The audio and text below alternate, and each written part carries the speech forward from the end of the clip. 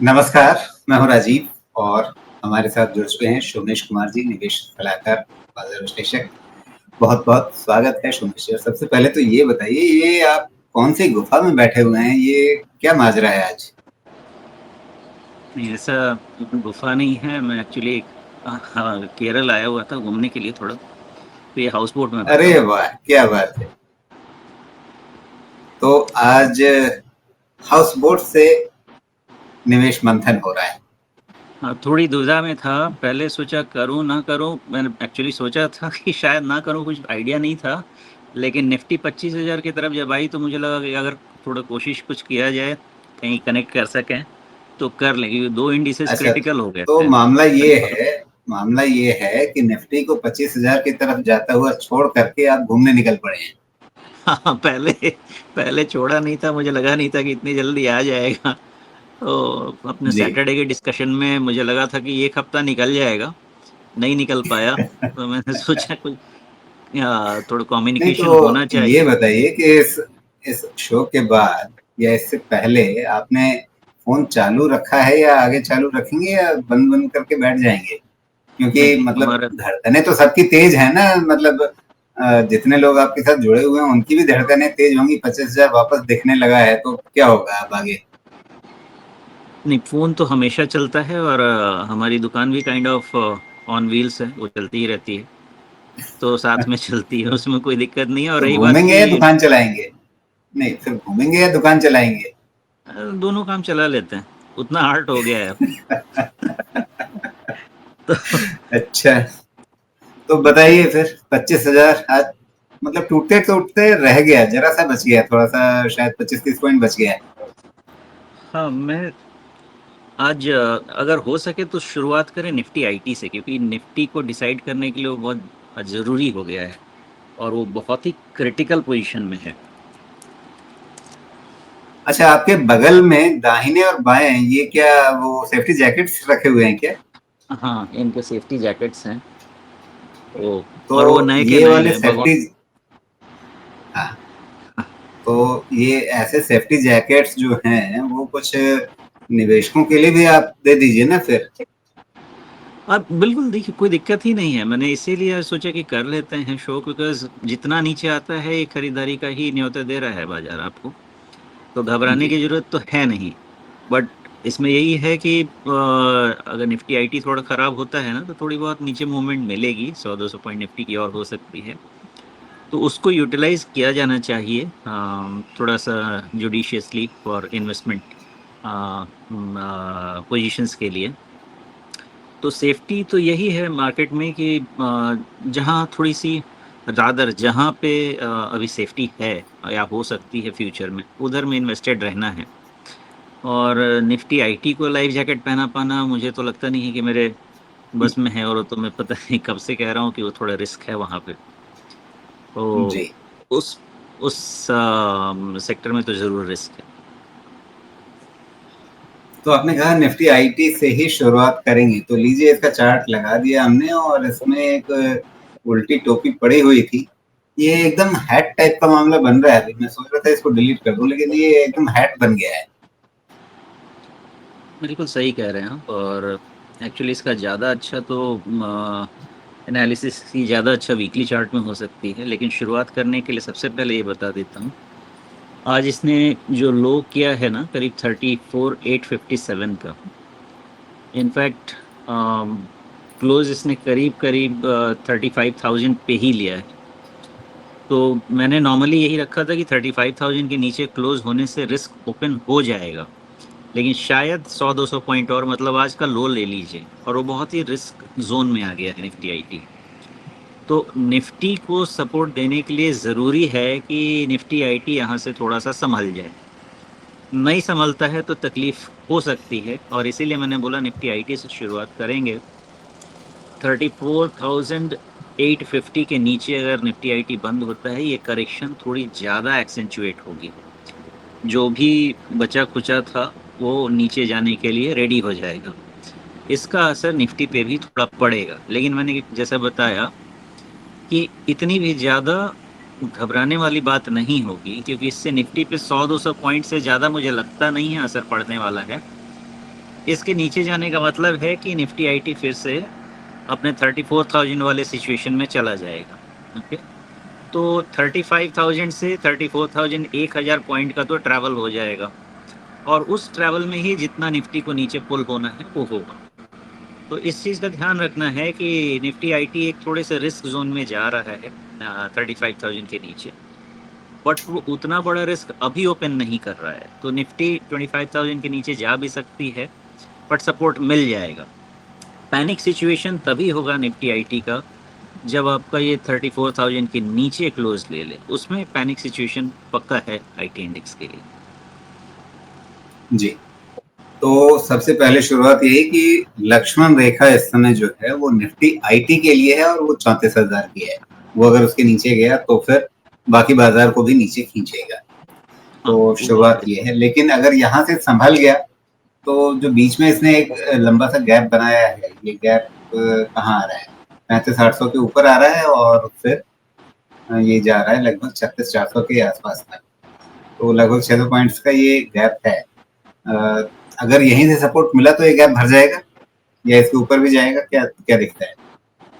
नहीं, ये जिस लेवल पे है ना, अगर यहाँ से ऊपर आता भी है तो बहुत ज़्यादा मूवमेंट अभी नहीं कह सकते। जब तक आपने ये जो गैप देखा है ना, ये गैप के जो कैंडल है उसका हाई है करीब 35,781।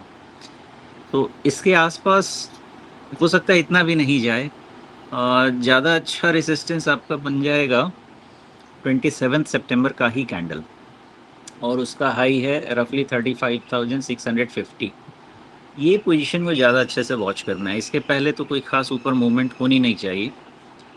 उतना तक थोड़ा बाउंस बैक हो सकता है बिकॉज क्रूशियल क्लोज है ना, तो यहाँ से एक थोड़ा बाउंस शॉर्ट कवरिंग की पॉसिबिलिटी रहेगी, बट उससे ज़्यादा फिलहाल पॉसिबिलिटी नहीं लग रही है। ओके, मतलब यहाँ सपोर्ट मिला भी तो ये नहीं कि वापस ऊपर चल पड़ेंगे, अभी अटकना पड़ेगा थोड़ा सा।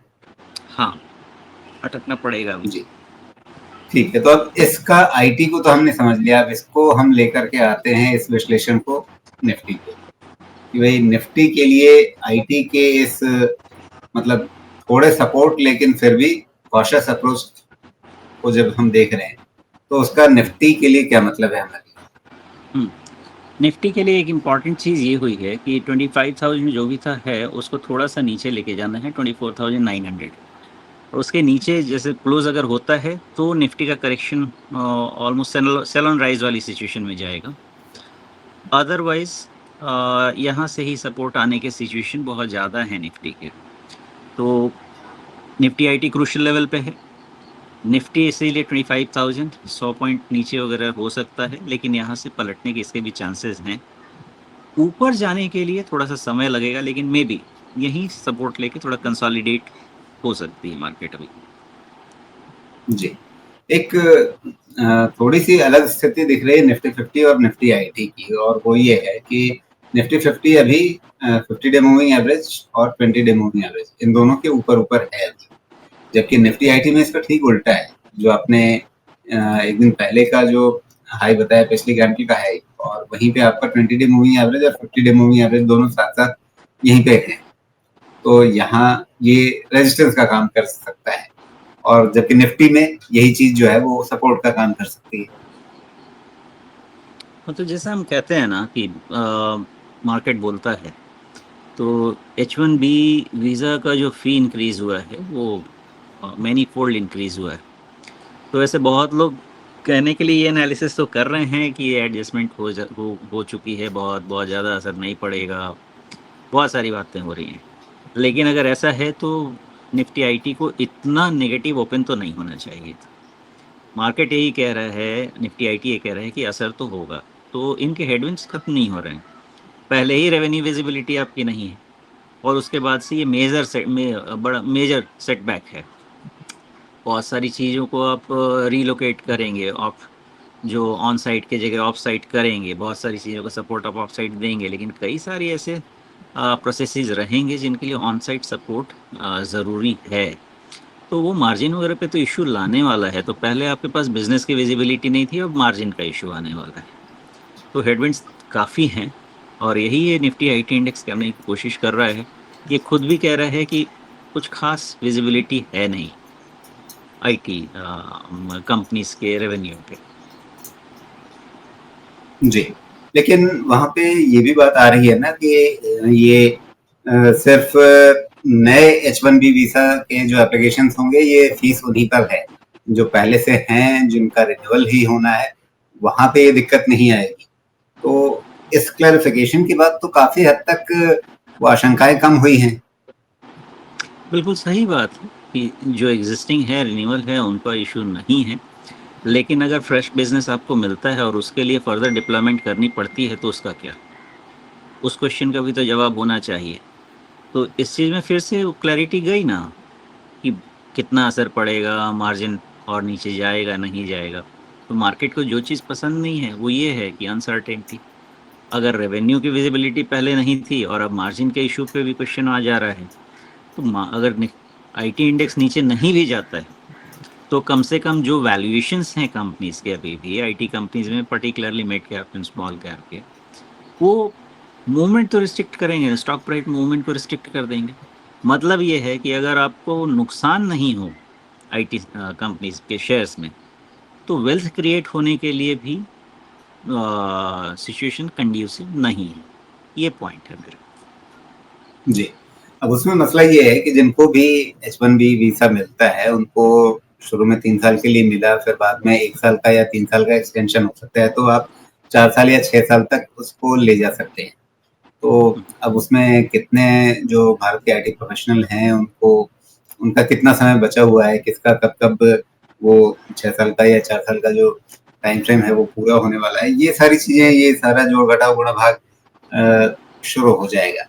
लेकिन दूसरी तरफ एक नया फ़ॉर्मूला जो निकल रहा है जीसीसी का, यानी ग्लोबल कैपेबिलिटी सेंटर का, तो इसके चलते भी लोग कह रहे हैं कि ठीक है, आप बहुत ज़्यादा कूद-फान करेंगे, तो कंपनियाँ बोलेंगी, मतलब आप ही यहाँ की कंपनियाँ बोलेंगी कि हम अपना नया धंधा पानी ले चलते हैं बाहर, अपने कहीं जीसीसी खोलेंगे, वहीं पे सबको बिठा देंगे। नहीं, वो पॉइंट सही है राजीव जी, और अभी तो जीसीसी भारत में बहुत ज़्यादा फ्लॉरिश कर रहा है, काफ़ी सारी कंपनीज। वो पॉइंट सही तो है, लेकिन मेन तो आप रखिए अपना वीज़ा अपने पास, हमें ज़रूरत नहीं है। नहीं नहीं, पॉइंट सही है, प्रॉब्लम वो नहीं है। मेरे कहने का मतलब ये है कि ये सारी बातें चल रही हैं ना, लेकिन इन सारे डिस्कशन में ये कहाँ क्लैरिटी आ जाती है कि रेवेन्यू और मार्जिन इम्पैक्ट नहीं। तो वो डिस्कशन एक तरफ है, दूसरी तरफ है कि स्टॉक प्राइस प्रोजेक्शन हम करें कैसे।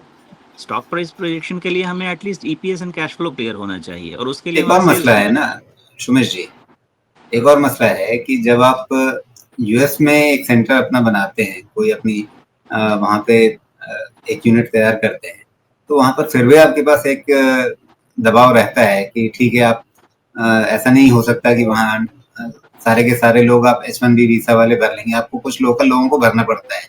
लेकिन अगर आपका जीसीसी खुला बेंगलोर में या पटना में या इंदौर में, तो वहाँ पे 100 में से 99 लोग भारत के ही हों, तो कोई पूछने वाला नहीं है, कोई टोकने वाला नहीं है। बिल्कुल सही बात, बिल्कुल सही बात है, क्योंकि वहाँ पे वैसे कोई रिस्ट्रिक्शंस हैं नहीं।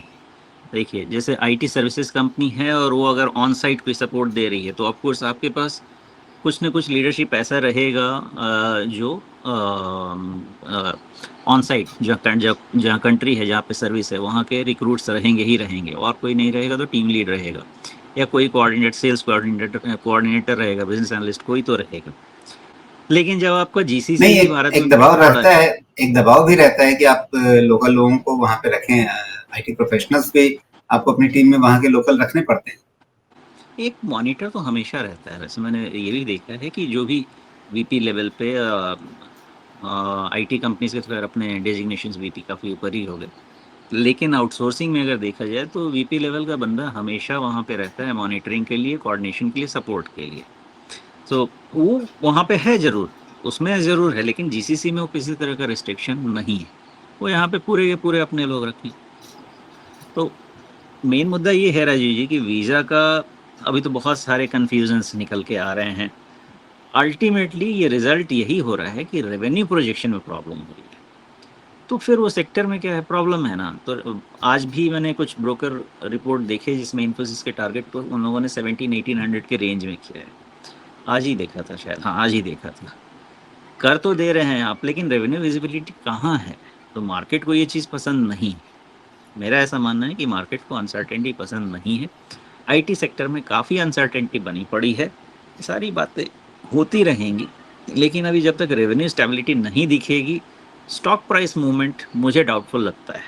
भले ही आपके जेब से बहुत जी जाए नहीं, लेकिन बनेगा, इसलिए मुझे डाउटफुल लगता है। बिल्कुल। तो अब आईटी को लेकर के तो आप सशंकित हैं ही, लेकिन निफ्टी में अगर 25,000 के नीचे गया भी तो वो खरीदने का एक मौका होगा, तो किन लेवल्स तक जाने पर आप कहेंगे कि नहीं भैया मेरी छुट्टी डिस्टर्ब नहीं होगी? नहीं, निफ्टी मेरे ख्याल से करेक्शन 24,900 25,000 तक तो देख ही रहा था। वो तो हमारे डिस्कशन में भी चल रहा था, लेकिन उससे ज़्यादा करेक्शन मैंने फिगर आउट अभी तक नहीं किया है। और 24,900 के नीचे निफ्टी जब तक बंद नहीं होगी, मैं किसी भी तरह के नेगेटिव डिस्कशन में जाने की मतलब जाना भी नहीं चाहूँगा। तो उसके बाद फिर लेकिन देखते हैं अगर अगर अगर अगर 24,900 के नीचे गया तो आप हाउस बोट के बाहर देखेंगे या हाउस बोट के अंदर लैपटॉप खोलकर बैठ जाएंगे? नहीं, अगर 24,900 के नीचे गया ना, तो थोड़ा सा वरी करने वाला तो रहेगा, लेकिन उसकी वैल्यूएशन तभी कर पाऊंगा मैं जब वो डेटा पॉइंट मेरे पास सामने रहेगा। और बहुत सारे सपोर्ट निकल के आ रहे हैं राजीव जी, तो इतना मतलब अभी डिसहार्टन नहीं होना चाहिए, और इसीलिए आज मैं आना भी चाहता था सबसे मिलने की।